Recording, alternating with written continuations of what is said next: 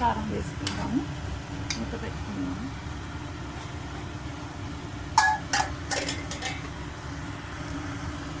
Minutes అయిపోయింది కదండి, చూద్దాము. ఇప్పుడు మనం రుచికి సరిపడా కారం, ఉప్పు వేసేసుకుందామండి. సాల్ట్ వేసుకుందాము. 1 స్పూన్ సాల్ట్ వేస్తున్నాను. కారం వేసుకుందామండి. 1 స్పూన్ కారం వేసాను. కలిపేసుకున్నాను ఒకసారి.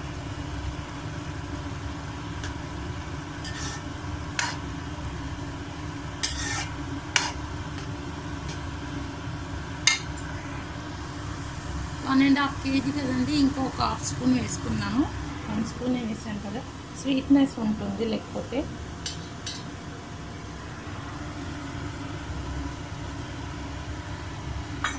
కలిపేసుకున్నాను. బీరకాయ కొంచెం తీయగా ఉంటుంది కదండి, కారం తక్కువ వేస్తే, అందుకనే 1 అండ్ హాఫ్ స్పూన్ వేసాను. మూత పెట్టుకున్నాను. కొంచెం గరం మసాలా కూడా వేసుకుందామండి. చాలా బాగుంటుంది, కమ్మగా ఉంటుంది.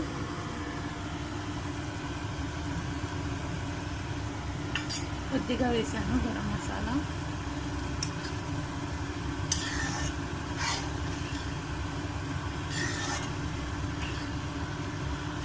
మూత పెట్టుకుందాము.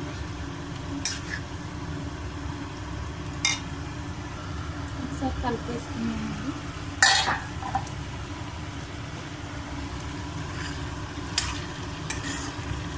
బీరకాయ రెడీ అయిపోతుంది.